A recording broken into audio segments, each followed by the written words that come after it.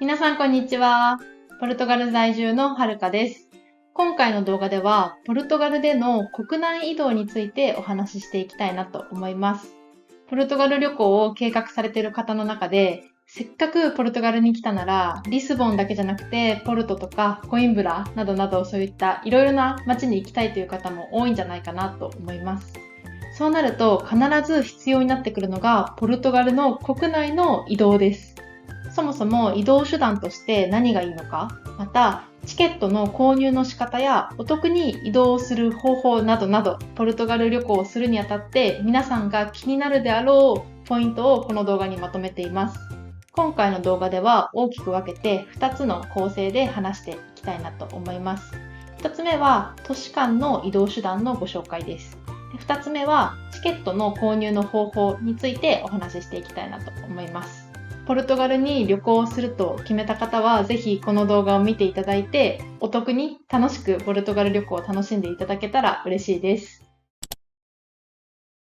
まずはじめに都市間の移動手段についてお話ししていきたいと思います。移動手段としては2つありまして、1つ目が電車での移動、2つ目が高速バス。この2つがあります。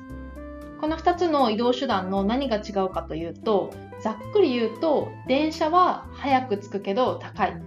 高速バスは遅いけど安い。っていうような住み分けになってます。皆さんが利用する可能性が高い移動としては、首都のリスボンから第2の都市のポルトの移動だと思います。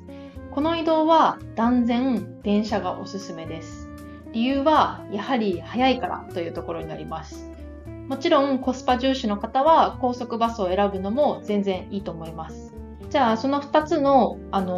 電車と高速バスの所要時間と価格ってどのくらい違うのかなっていうのが気になると思うので、ここを見ていきたいと思います。ちなみに都市間をつなぐ電車はコンボイオシュ・ドゥ・ポルトガル、通称 CP と呼ばれているポルトガルの国営の鉄道を使います。高速バスはフリックスバスかレッドエクスプレッソ種っていうのを使います。ちょうど1週間後の同じ時間帯で調べたときに、鉄道は一番早い AP という電車で 33.90 ユーロ。所要時間は2時間50分です。一方でバスも一番早い時間で調べたところ、4から7ユーロで所要時間は3時間15分でした。こうしてみると鉄道とバスでだいぶ金額の差があるかなと思うんですけども、電車のチケットをお得に買うコツもあるので、これは後ほどご紹介したいなと思います。その所要時間と価格以外にも電車とバスの違いって何があるんだろうって気になる方がいらっしゃると思うので、私の経験を踏まえて話していきたいなと思います。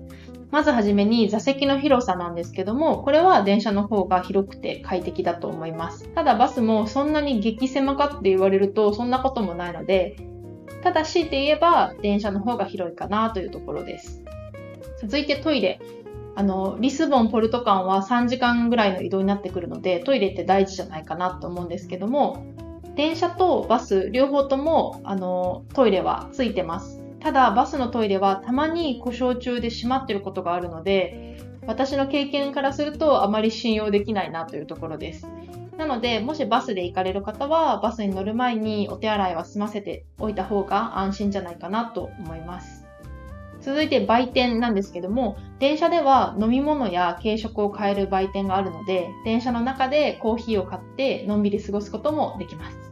続いて Wi-Fi。これはどちらもついてます。バスは会社によっては動画が再生できないっていったそういった制限もついているところもあるので、そこは注意が必要かなと思います。次に遅延。ここも結構旅行をしてるとやっぱり大事なポイントかなと思うんですけども、電車とバスどちらもやっぱりポルトガルスタンダードなので、数十分の遅れはつきものです。ただすごい遅れる場合っていうのも、なきにしもあらずなんですけど、これは本当にちょっとその時の運次第になっちゃうかなというふうに思います。ただもう時間通りには来ないものと思っておいた方がいいかなと思います。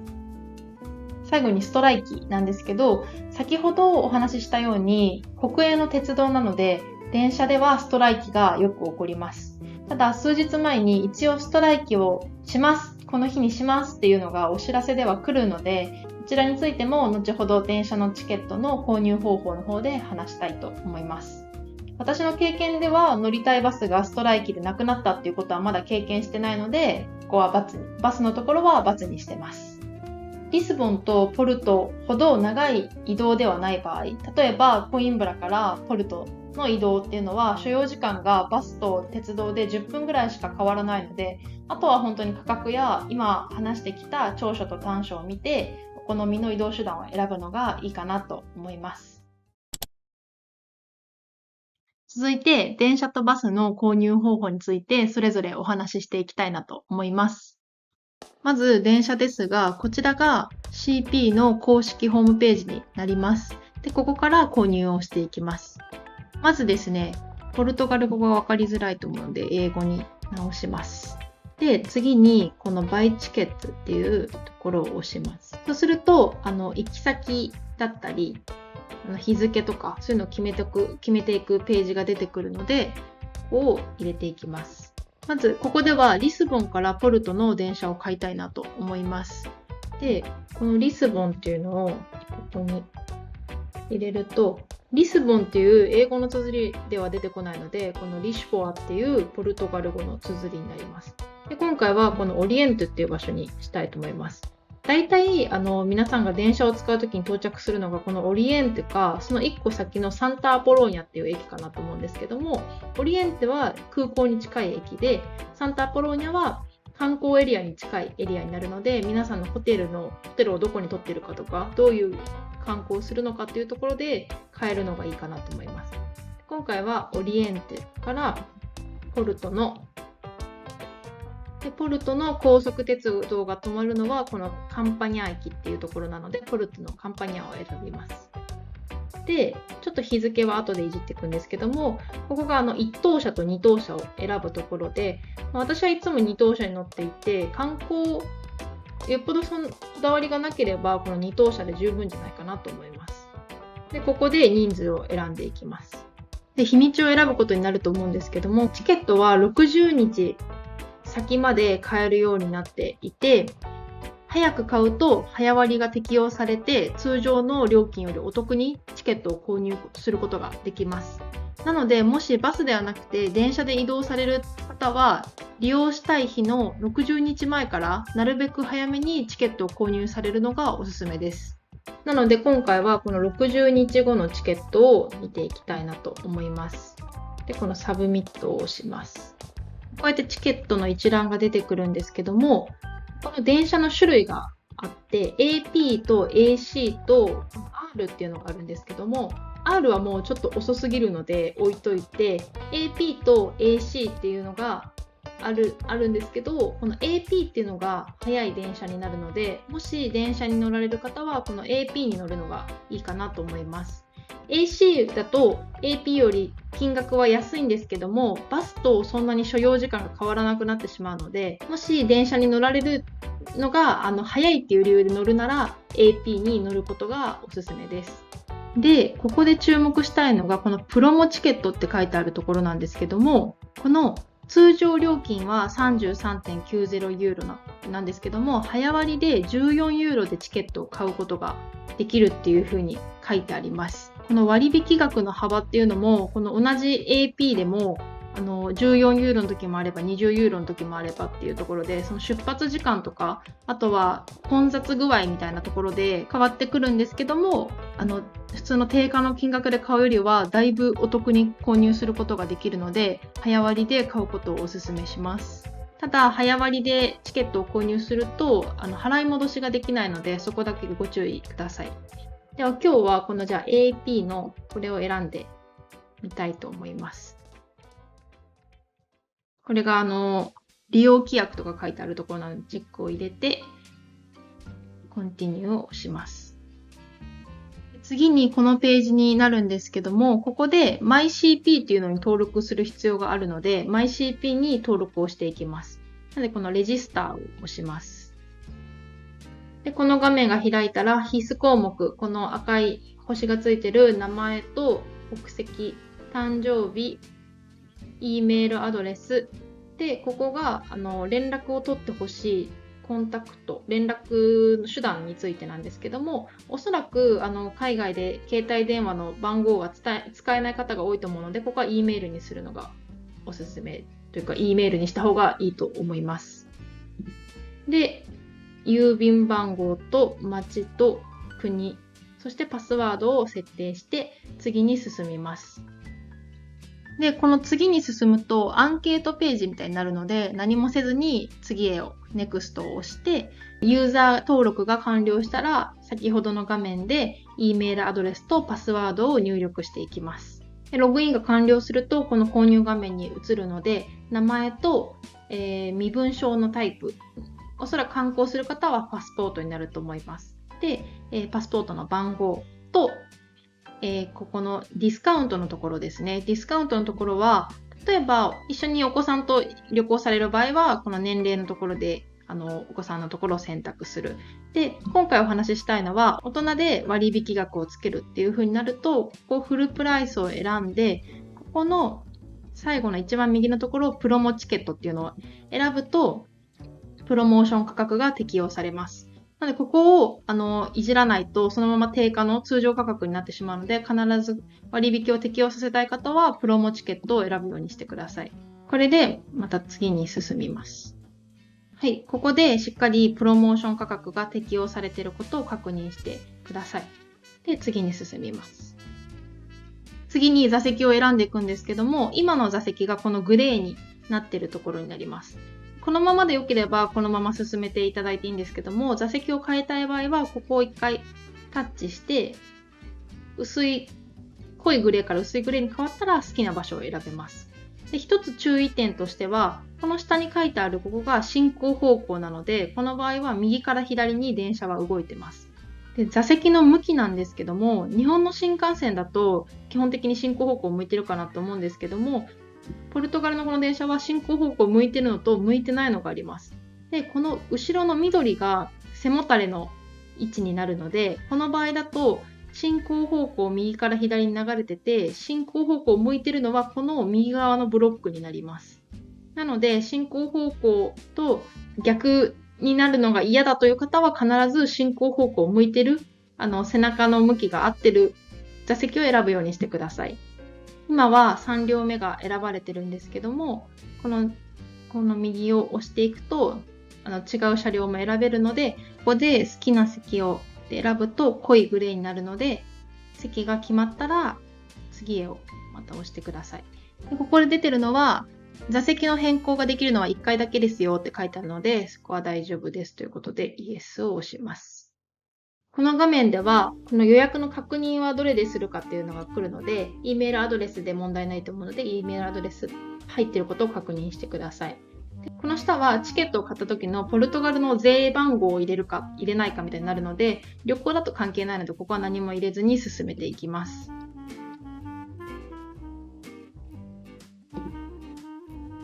はい、この画面はお支払い方法の画面になるんですけども、おそらく皆さんクレジットカードかなと思います。であとはPayPal っていうのでも払えます。で MBWay はポルトガルの決済手段になるので、カードか PayPal どちらかを選んでください。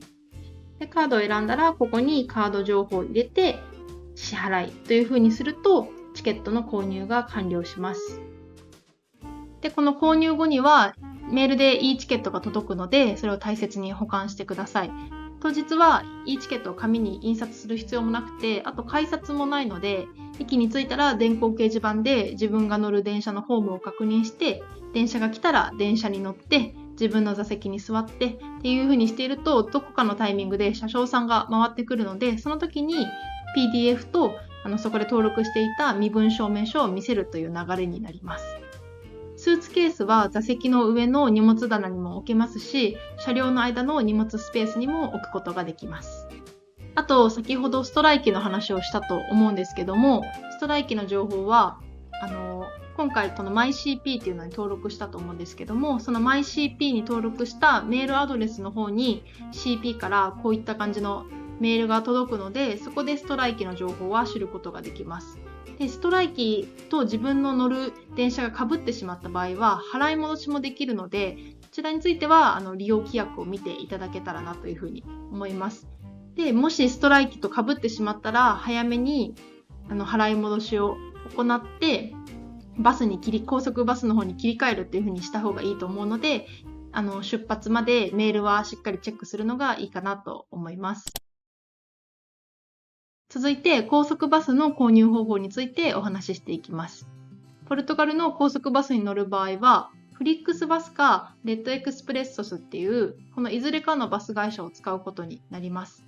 以前、こちらの動画でご紹介したコンペアバスというサイトで、フリックスバスかレッドエクスプレッソスか、そういうのを並べて料金を比較できるサイトもあるので、よかったらそちらもご活用ください。今回はポルトガル全土にネットワークを持っているレッドエクスプレッソスっていう方のバス会社の購入方法をご紹介したいと思います。こちらがレッドエクスプレッソスの購入画面になります。なのでまたここで行き先を選んでもらって同じにしますね。リスボンのオリエンテからポルトのカンパニャ駅までというのを選びます。で、日程を見ていくと一番遅くて6月14日、だいたい1ヶ月ちょっと先までのバスが買うことができるので、これも電車と同様に早ければ早いほど安いチケットが手に入る場合が多いので、なるべく早めに買うことがおすすめです。今回はこの6月14日を選びます。でここで年齢とチケットの枚数を選ぶところになります。ここに4歳から12歳、65歳以上、13歳から29歳、30歳から64歳というふうに分かれているので、自分に合う年齢のところを選んで押してください。今回は大人1名でいきたいと思います。で、ここを押します。で、このように一覧で出てくるので、自分が希望する時間帯のバスを選んでください。で、こうやって見ていただくと分かるんですけども、この値段で買えるのはあと4席ですっていう風になっているので、この4席が埋まると少し高い値段のチケットになるので、早めに購入するのがおすすめです。で、じゃあここを押していきたいと思います。はい、で、選んだら、ここのプロシーデルを押します。はい。で、ここに来たら、名前を入れていただくのと、パスポートの番号と E メールアドレス。で、ここ、電話番号は電車の時と同じで、おそらく電話は使えないことが多いんじゃないかなと思うので、使えない場合は入れないで大丈夫です。で、座席の変更をしたい場合は、ここの部分、この赤字になっているところを押すと、座席が変更できます。ただ、座席を変えたら、チケットの値段が変わる場合もあるので、そこだけ注意してください。で、座席が選択されている状態はこの青になるので、選択を変えたい場合は、一回ここを押して赤になった状態で変えます。押すと、先ほど言ったようにその値段が変わりますって言ったんですけども、ここは座席によって値段が変わってしまうので、今の値段のままが良かったら、先ほどの最初の席に戻した方がいいかなと思います。はい。情報を全部入れて座席も選んだら支払いに進んでいきます。で、今回もおそらく、クレジットカードかペイパルでの支払いになると思うので選択していただいて、ここはさっきと同じで税番号っていうところになるので、旅行の方は関係ないかなと思います。で、ここで購入に進めていくと、カードを入れるところがあるので、カード情報を入れて最後にこちらを押すとチケットの購入が完了します。購入後は電車と同じくメールで e チケットが届くので、そちらを大切に保管をしてください。で、出発の15分前ぐらいにはバスターミナルに着いておいて、電光掲示板で乗り場を確認してください。バスが来たら運転手さんに e チケットを見せてバスに乗れます。スーツケースなどの荷物があればトランクに入れることもできます。指定された座席に座れば OK です。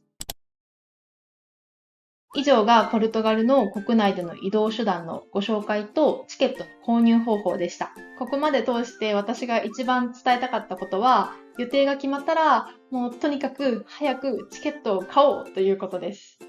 少しでもお得にポルトガル旅行を楽しんでいただきたいので、電車でもバスでも移動手段が決まったら、こちらの動画の購入方法を参考にしてチケットを購入してみてください。そして私の動画ではポルトガル各地の旅行や料理だったり、あとお土産なんかもご紹介している動画をたくさん上げてるので、そちらも旅行前にぜひ見ていただけたら嬉しいです。皆さんのポルトガル旅行が最高の思い出になることを祈ってます。